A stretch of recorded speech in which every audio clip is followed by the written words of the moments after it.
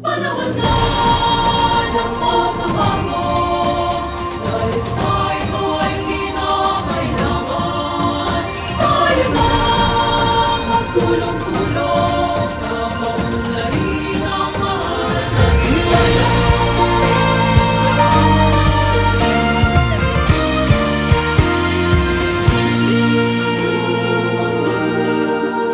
Panahon na ng pagbabago, dahil sa ito ay kinakailangan tayo na magtulong-tulong na paunlarin ang mahal nating bayan.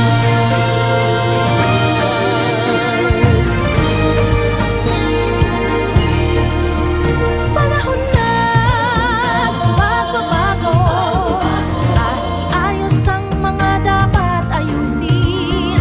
Dapat lang maging tungkulin ng bawat mamamayan dito sa atin.